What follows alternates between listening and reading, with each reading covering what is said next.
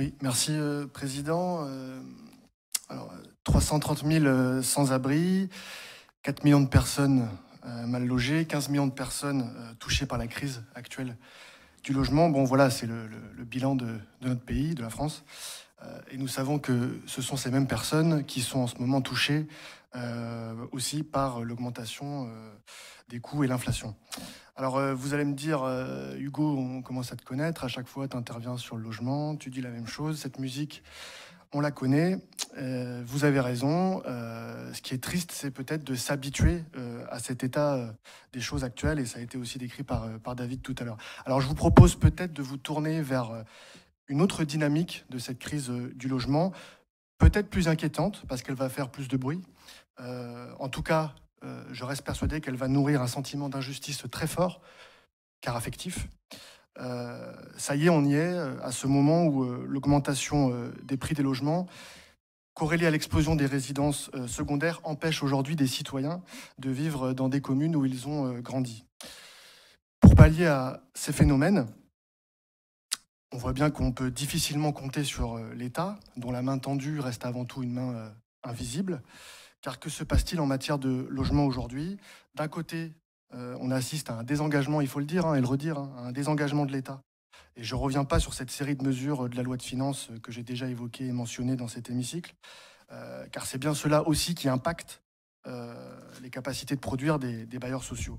Un chiffre tout de même que j'ai relevé sur Internet. En 2010, l'État consacrait 2,2% du PIB en logement. En 2021, c'est 1,5%. Donc en gros, pour 126 000 logements qui ont été créés en 2016, on en a créé 38 000 de moins au niveau national en 2022. Donc on voit bien que ces décisions politiques ont des décisions concrètes sur le quotidien des habitants de ce pays. Alors, ces logements ne suffiront pas, vous vous en doutez, je ne vais pas vous faire un dessin, à accueillir les 2,2 millions de personnes qui restent en attente. Alors, d'un autre côté, on n'attend plus l'État pour agir, et ça a été décrit par David Martineau. On assiste à une montée en puissance des collectivités sur cette politique publique. Par contre, on se retrouve obligé d'assumer ce vide. Et vous l'aurez deviné, sans les moyens derrière qui vont avec. Et on le voit ici avec notre collectivité. Je siège à Habitat 44 et on a des discussions sur cette thématique. On voit bien que, heureusement que le département de Loire-Atlantique aujourd'hui, par son effort politique, se met aussi au chevet d'un bailleur social, sans qui les capacités de produire, en tout cas à moyen terme, seraient sans doute diminuées. Alors, vous me direz la question suivante, logique, irrémédiable, qui vient de ce constat, c'est finalement, ça a été évoqué, ce modèle à moyen terme, est-ce qu'il va tenir? En plus du retrait de l'État, on voit bien que les bailleurs sont soumis à des pertes d'argent liées à la RLS, ça a été évoqué, à la hausse de la TVA, mais aussi du livret A, et puis évidemment les coûts liés à l'inflation. Donc le risque à long terme, c'est quand même qu'on s'éloigne de ce modèle français auquel je suis personnellement très attaché, et je sais que beaucoup d'entre vous dans cet hémicycle y sont beaucoup attachés, qui date du début du XXe siècle, fondé sur la longue durée, l'épargne populaire, et puis la solidarité nationale. Alors qu'est-ce qu'on peut faire? Eh bien, ça a été aussi évoqué par David, on va s'organiser pour peser, nous mobiliser avec les acteurs du secteur pour se faire entendre.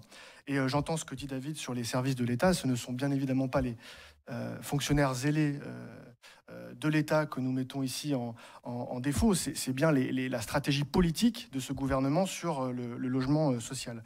Alors, je voyais récemment que les sénateurs écologistes ont proposé de renforcer ce pouvoir et cette autonomie fiscale, justement, des collectivités dans la politique du logement, notamment en renforçant les moyens des établissements publics fonciers locaux, alors avec la possibilité d'augmenter les taxes sur les résidences secondaires. C'est une piste parmi d'autres, mais on ne fait pas de politique de cohésion sociale sans lever l'impôt et sans redistribuer. Voilà. Donc j'entends ce que dit M. Provost et je le rejoins. Mais à un moment, il faudra aussi réfléchir à des outils, à des méthodes qui nous permettent de lever un impôt pour derrière construire du logement social. Ces moyens supplémentaires, ils nous permettraient aussi de construire des logements écologiques qui requièrent des économies d'énergie, l'utilisation de biomatériaux et d'aller dans des concepts innovants vers lesquels aussi se dirige bien sûr Habitat 44. Alors pour terminer, en ce sens, on ne peut qu'encourager la prise de compétence du département, l'effort budgétaire politique, je le répète, pris par David Martineau et le président Michel Ménard en faveur de l'habitat social. D'un autre côté, on peut regretter ce dédouanement de l'État qui devient tout de même indécent au fil des années. Merci. La parole